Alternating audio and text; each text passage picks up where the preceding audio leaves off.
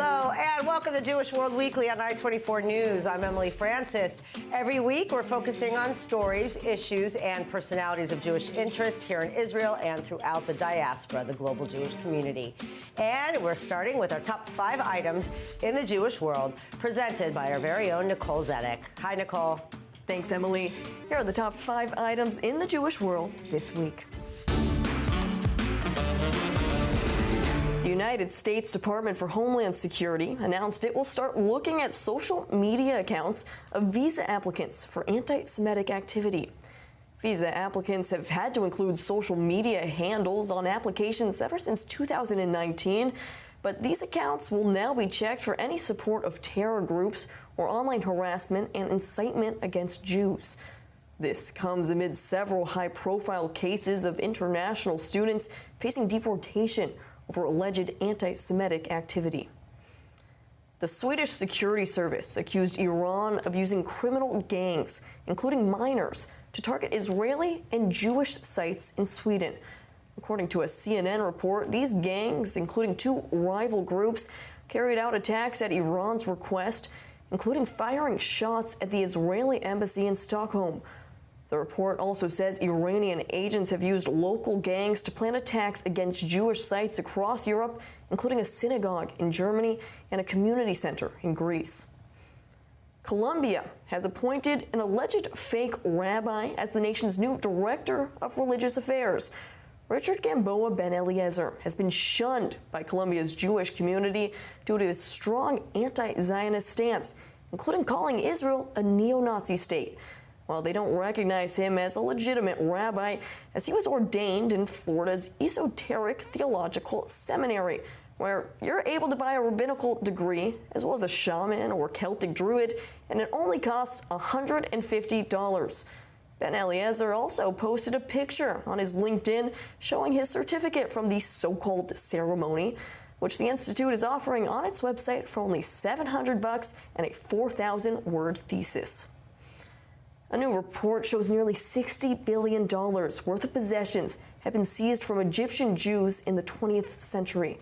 Historically, Jews have always had a presence in Egypt, but many Jews either left, were forced to flee, or were killed after the rise of the Muslim Brotherhood and subsequent creation of the State of Israel in 1948, the Suez Crisis in 1956, and the Six-Day War in 1967.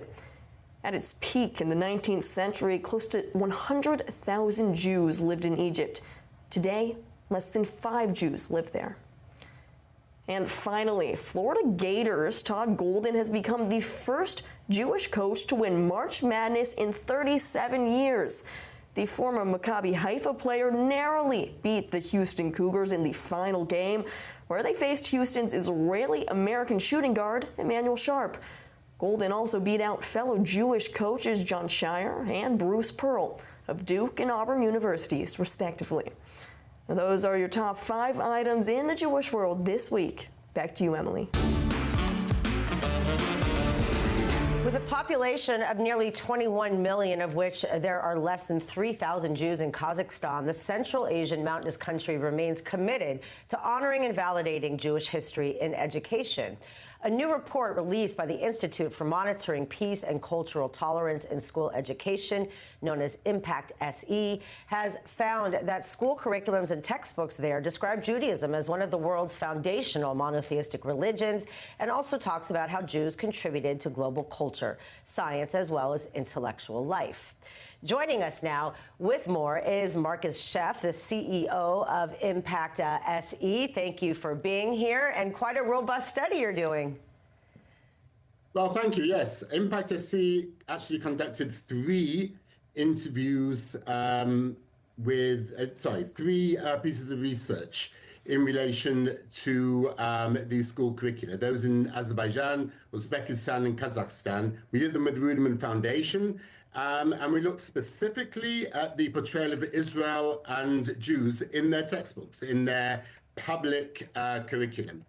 These are, of course, very significant countries. They are situated where Europe meets Turkey, Iran, and Russia. But, of course, they are also Muslim-majority countries.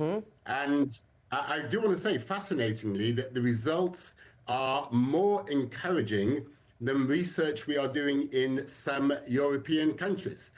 In the portrayal of Israel and Jewish life, the findings leave really a lot of room for optimism. Textbooks used in schools in those three countries, in Kazakhstan, Uzbekistan, and Azerbaijan, they offer a fair and positive descriptions of the Jewish people.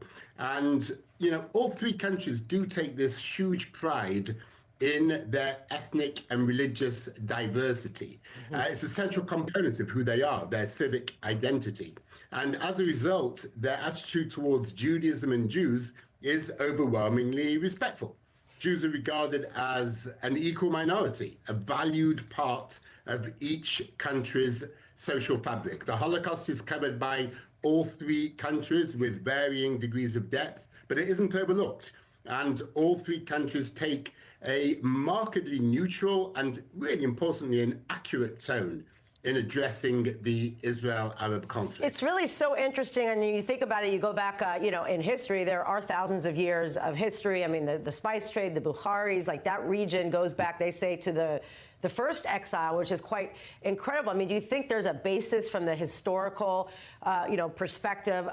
Has it been this long-standing relationship with the Jewish people up until, now we have textbooks and could, do these studies, but that wasn't always the case. No, absolutely.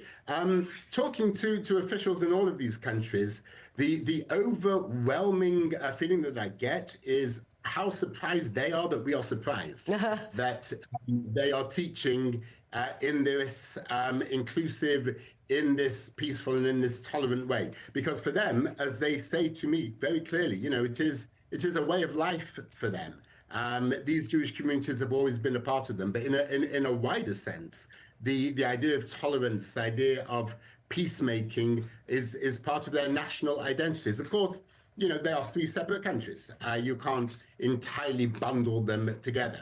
Azerbaijan is the first Muslim country that we know about to include the definition of anti-Semitism in its textbooks. And I will say that we don't see that in many Western European countries. They removed anti-Israel narratives, really a balanced overview of the conflict. Again, a really respectful curriculum towards Jewish beliefs, and really importantly, attitudes towards radicalization. It's very clear.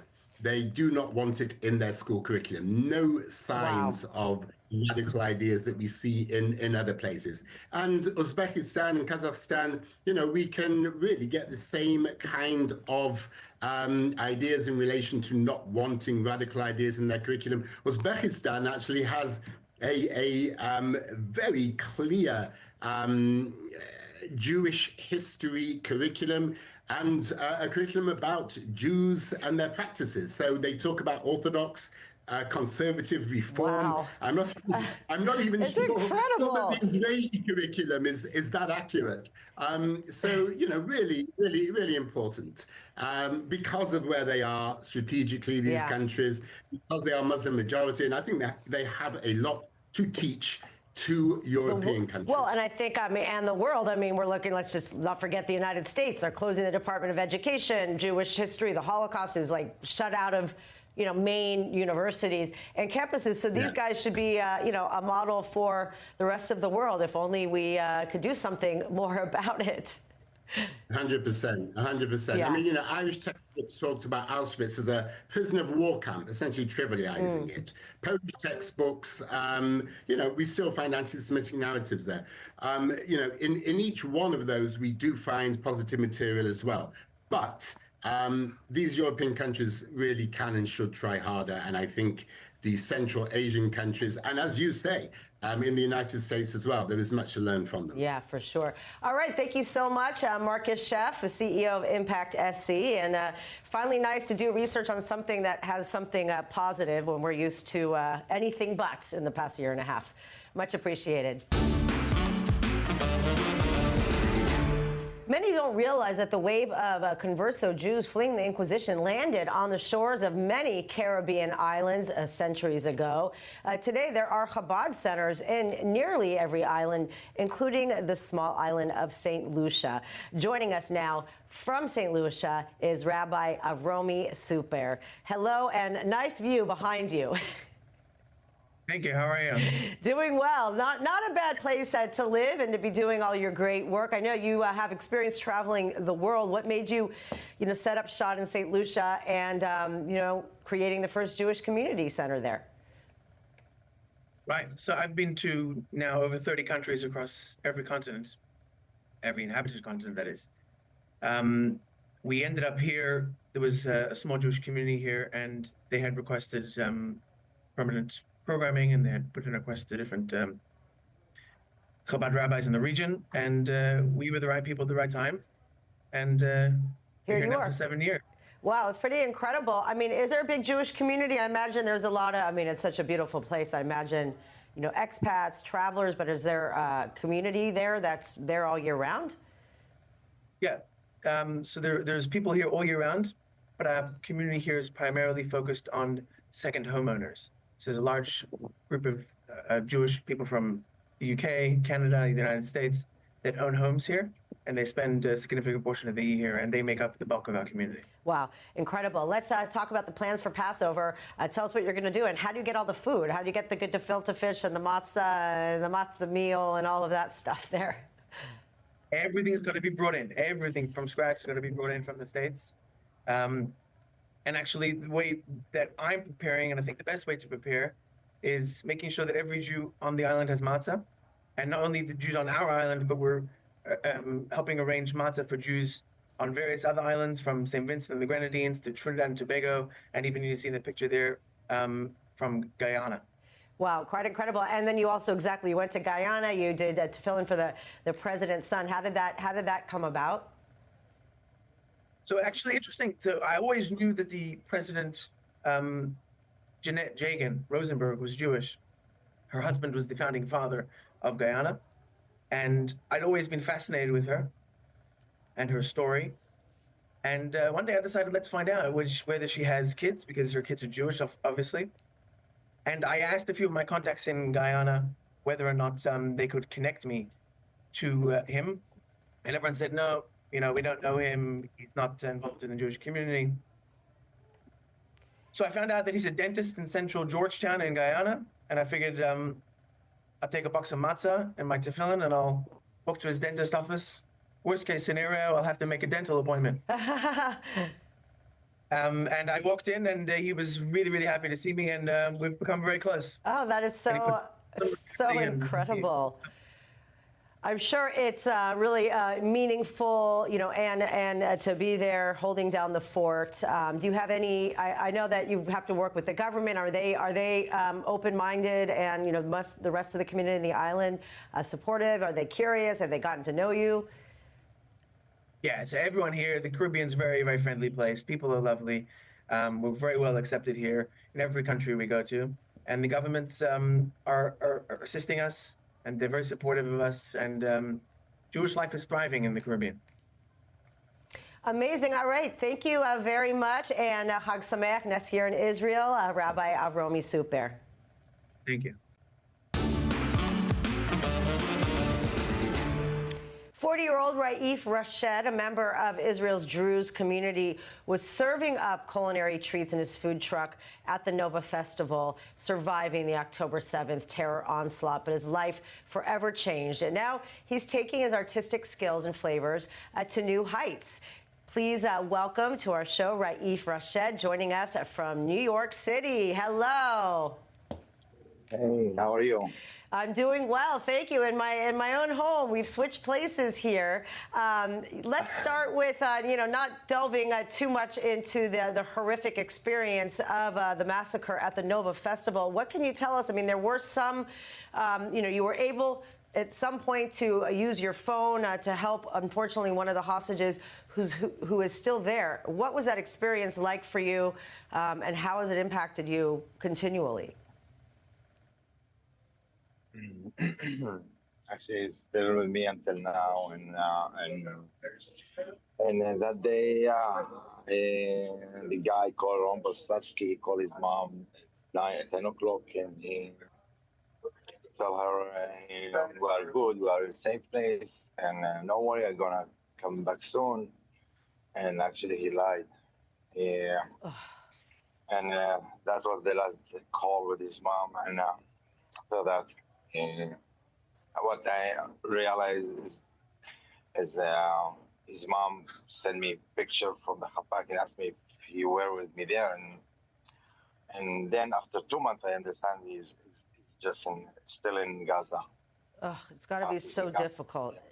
You know, also, I know that you lost some close friends. So, you know, you explain, you know, in interviews, and I'm sure this is very common among survivors, is having a sense of survivor guilt. How has cooking and your culinary prowess, you know, helped you deal with these lingering feelings? Wow, that would definitely helping me. This is my healing now. Yeah, to serve and introduce the culture and maybe make some connection between people. This is helping me, definitely helping me I try to get back the engineering job, but no, I can't. I can't be more under pressure or under anything. Yeah. I just have to heal myself and maybe try to make some connection between people. Yeah, I speak in Arabic, Hebrew, and English, and yeah, I have the connection. So, and also, a lot of people don't realize, sorry to interrupt you, but, you know, the Druze culture is so special, very loyal to Israel. You also served in the IDF, but the food's incredible. I mean, the food, you know, is known. You know, many people drive far to go to a Druze restaurant, family-owned restaurants, amazing hospitality. So to open your new place, Taboonia, in Chelsea, of all places, is a prime location. How are people responding? Wow, amazing. I finally feel home here in New York City. You know, it's amazing. The people around support and come in and be here and just love the atmosphere and the flavor and the story and wow. Do people ask questions? Like, if you're getting a different clientele, not just Israelis or, you know, people that maybe aren't familiar with the food, do you find you're able, especially being Druze, you don't eat, you know, it's a little bit less, I guess, intense, but you could really talk about from all perspectives, you know, of this conflict, I imagine. Yeah. So I'm here. I'm Israeli Druze. My partner is Lebanese Druze, and we have here. I mean, speaking here 3 languages: Arabic, Hebrew, and English. And I accept all the people. You know, we're in different place now. Yeah. Well, New York is clearly. Before I tried to, you know, many protests around here in New York City, but it's impossible to speak with the people or try to understand how they're thinking, but no. So the food maybe makes some connection. When you're hungry, you know. When you're full, you smile. Then we can talk. But what's it like? I mean, you're in New York, and there's great places to find spices, but so much of the cuisine is so unique to things that are actually grown here. Have you had to kind of readjust some, you know, how do you find some of the special ingredients that aren't in the everyday supermarkets there? So the ingredients from Israel. From Israel, I have the real flavor of the Middle East. Yes, the za'atar, the olives, the labane, everything. All the ingredients coming from Israel, so the flavor is the same, and I know how to combine the flavor together and make and then when you make the food with love, it's a different story.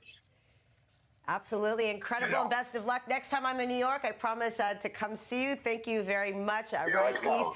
I will be there. I promise I'll be there. I've spent a lot of time in Chelsea, and now I have a reason to go visit. So everybody go check it out and enjoy some delicious Druze cuisine. Trust me, it's very good if you haven't tried it. Thanks again. Thank you so much. Thank you. This next story is one of hope and healing as a nonprofit organization takes wounded Israeli soldiers on a trip of a lifetime, all to show them that there is life beyond their injuries. Here's more from I-24 News correspondent Nicole Zedek, who went to New York with the Belev Echad organization and has this story.